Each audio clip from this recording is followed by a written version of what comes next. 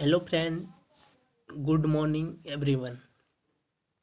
चलिए हम लोग आज की पीआईबी न्यूज़ को देख लेते हैं और यह यूपीएससी और स्टेट पीसीएस के लिए बेनिफिट होने वाला है। तो चलिए हम लोग पहले टॉपिक को देखते हैं।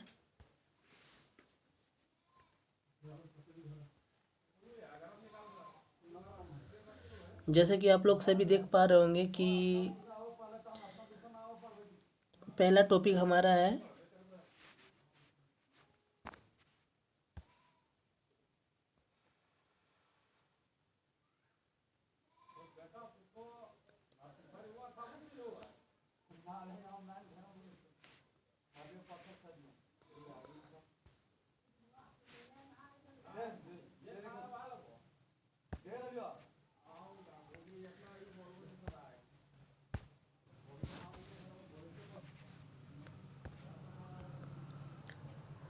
देखिए नोटबंदी के 3 आयाम आप लोग देख पा रहे होंगे।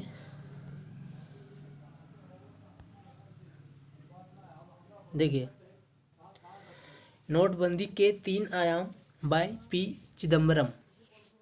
हाल ही में भी सुप्रीम कोर्ट का जो फैसला आया है कि मोदी सरकार का जो 2016 का नोटबंदी सही ठहराया गया है, उसी पे यह टॉपिक जुड़ा हुआ है।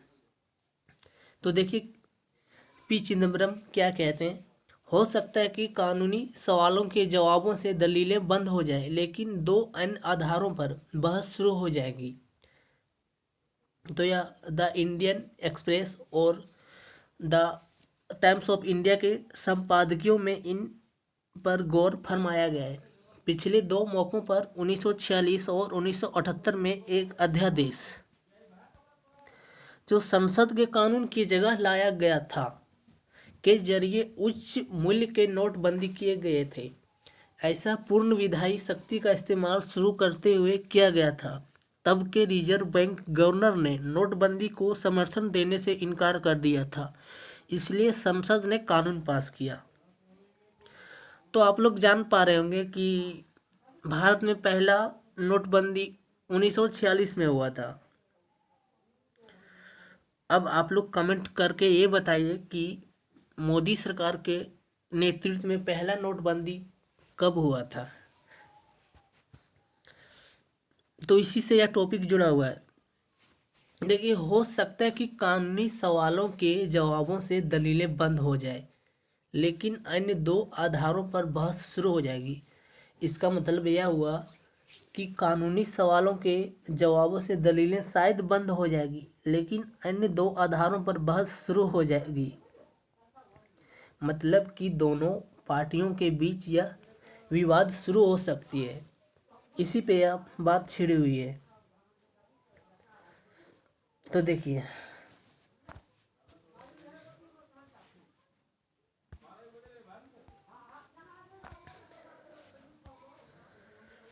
1946 और 1978 में एक अध्यादेश लाया गया था जो संसद के कानून की जगह लाया गया था। उसी के जरिए पहला नोटबंदी लागू किया गया था। अब नेक्स्ट टॉपिक देखिए।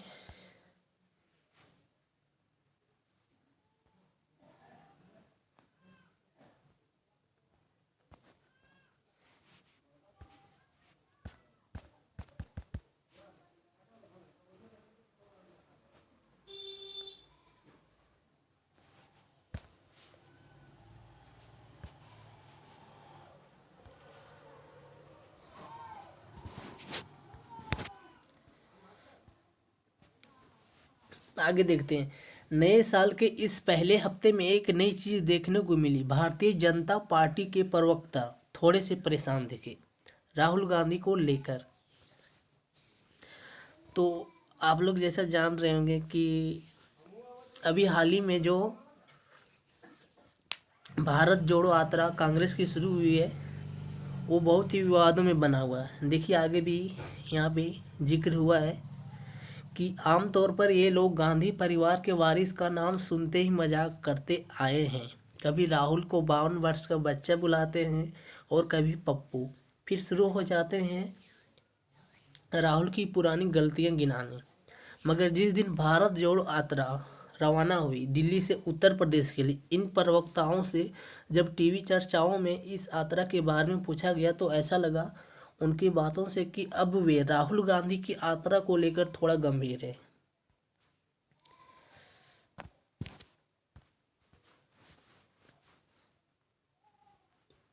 देखिए यहाँ पे भारत जोड़ो यात्रा का जिक्र हुआ है। जिस दिन से ये उत्तर प्रदेश से दिल्ली से लेकर शुरू हुआ, उस दिन से थोड़ा बहुत लोग गंभीर हुए हैं। अब आगे देखिए क्या हो रहा है। आगे का टॉपिक मेरा यही देखिए। इलाके के दादा, चीन का ध्यान कहीं और है, पाकिस्तान संकट में है, मोदी के लिए फायदा उठाने का यही मौका है। मतलब हुआ कि चीन अपना ध्यान कहीं और लगा रहा है और पाकिस्तान संकट में है। तो वही वहाँ पे लिखा गया है कि पाकिस्तान और चीन अभी दोनों अलग अलग जगह पे अपना ध्यान भटकाए हुए, इसी में भारत अपना फायदा उठा सकता है। देखिए, उपरोक्त दोनों तरह के विचारों तथ्यों पर आधारित है। अब इसमें आप किस तरह की राजनीति छौक लगाते हैं यह आपके ऊपर है, लेकिन हालात का जायजा लेने में जैसा कि आमतौर पर होता है, एक तीसरा विचार भी हो सकता है। भारत और चीन ने अपने गतिरोध को स्थिर कर दिया है। यह तवांग में तकरार के बाद सुलह के आपसी प्रयासों से साफ दिखता है। वहाँ स्थानीय कमांडरों के बीच तुरंत फ्लैग मीटिंग भी हुई। ऐसा 2020 में पूर्वी लद्दाख बर्फ पिघलने के बाद शुरू हुए संकट के बाद से अब तक नहीं हुआ था। मतलब भी हाल ही में जो कुछ दिन पहले भारतीय सेना और चीन के बीच अरुणाचल प्रदेश में जो झड़प हुई थी, उसी के बीच यह बात हुई है। अब देखिए नेक्स्ट टॉपिक हमारा क्या है। सो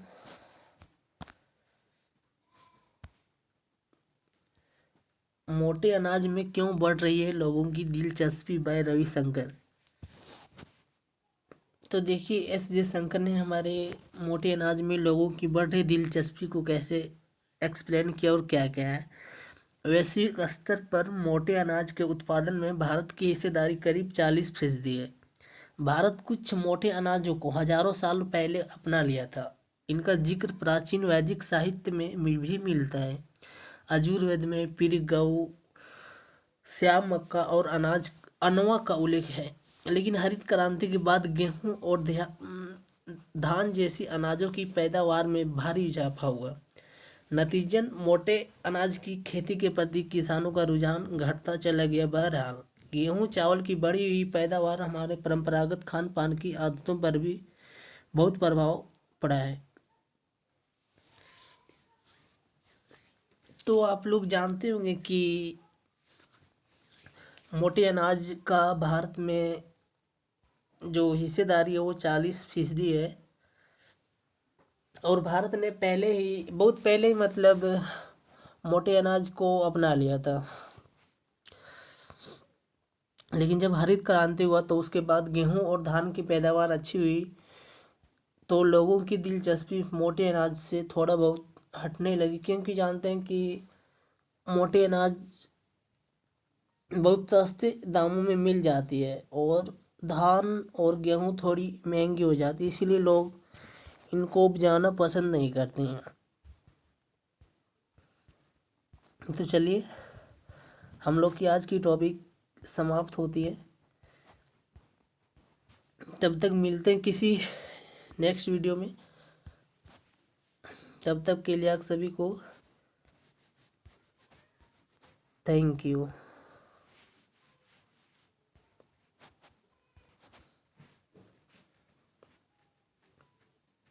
धन्यवाद।